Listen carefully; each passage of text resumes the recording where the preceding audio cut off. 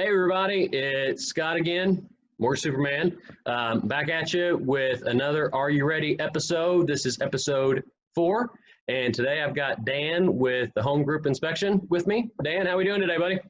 I'm doing great. How about yourself, Scott? You know, it's just another day, another day. Or should I say Superman? That's right, that's right. Well, Dan, tell everybody a little bit about yourself, what you do, everything like that.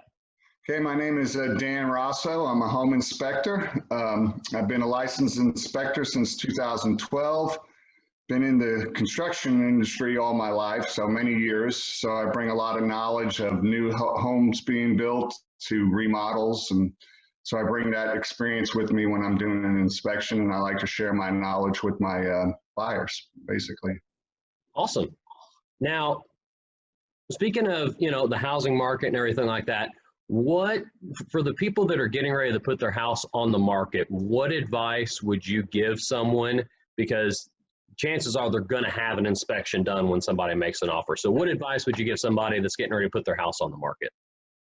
So basically, I would say take care of the obvious things that you know, issues that you have with your house. But then also, I always look for, most houses have trees and then have limbs overhanging the roofs. So that's a big issue. Roofs are big issues. HVACs, all your mechanical stuff are issues. So I'd make sure you have everything serviced as far as your mechanicals, HVAC, water heater, make sure all that stuff's serviced. And then just, like I said, your obvious issues. If there's anything that you know that needs to be repaired, I'd recommend that you get it repaired. Okay, excellent. Now, flipping that, and for somebody that is looking at buying a home, is there like obvious red flags that they can be looking for that should set off some kind of signal as to, hey, there's an issue for a potential home inspection finding?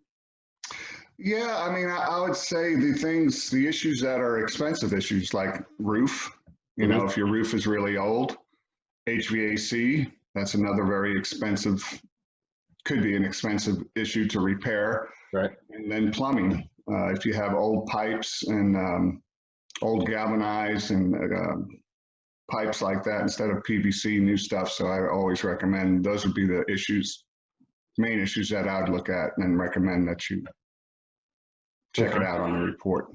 So when you have somebody, I guess, looking at a house on the roof, just like, I guess I've seen some driving by that have like the little, almost looks like ripples, where it doesn't look like the shingles are laid flat. Is that an issue that you know of, or is that just common wear that happens with the roofs? No, that definitely can be an issue for sure. Nail pops and wind exposures, things like that. So yes, that would be a concern. Okay, excellent. Now, on average, what would you say the typical time frame is from when you actually get to the house to when your inspection is complete?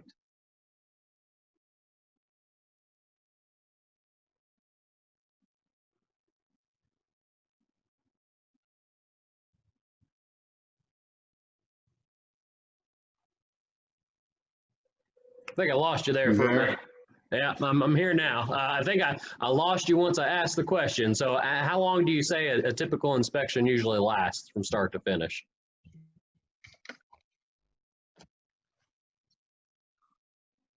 Yeah, the connection's not real good right now. So ask me the question again. I'm sorry. Yeah, no worries.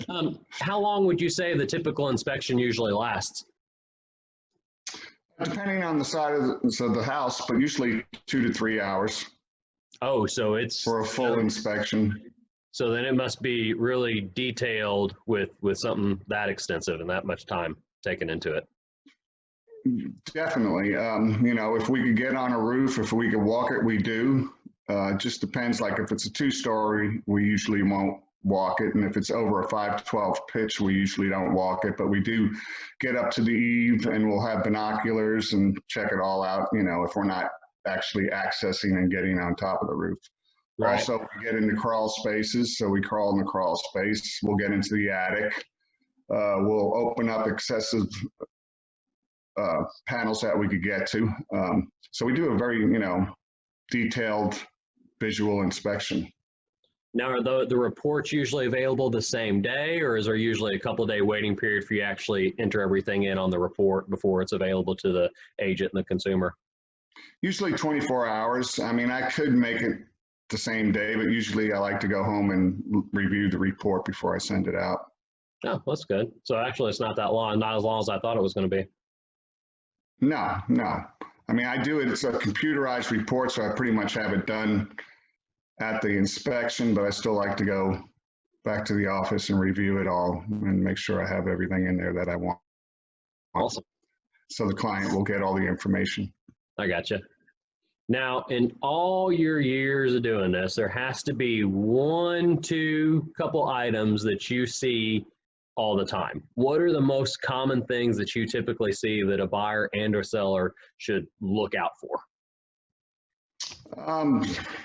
Again, the issue of tree limbs, gutters being, if you have trees overhanging your house, and then you usually have leaves in the gutters. So the gutters are overflowing, and from that, usually you might get some moisture in your crawl space or basement. So that's pretty standard in Tennessee. Since we get so much rain, I'd probably say 75% of the properties that I crawl in crawl spaces have some kind of a moisture issue. Right. Now, I know that the Tennessee market, the new construction and things like that are booming. It's like we don't have enough land for all the new subdivisions that are being built. If somebody's looking at buying a brand new house, do you still recommend getting an inspection done, or since it's kind of still got the brand new tags on it, is it not really a necessity? Yes, I'd recommend having a home inspection on a brand new build. I did one a couple months ago. Brand new house, had 60 issues, 30 of them were deficient, 30 were marginal. So the client actually wound up walking on the house because it was in pretty poor shape for a brand new house. Holy cow. So that Yes. was that a total of 90 different findings, or was it some of the deficiency were also marginal? Yes, 60 total, which is very high. I can imagine, and especially being on a new build, that's wow. Wow. Yeah, because like on that instance, I was speaking to the superintendent, telling him some of my findings, and he had a blank look on his face, so he didn't understand anything that I was talking about. And this is the guy that's running the job on the new build. Oh, wow. That's nuts. That's nuts.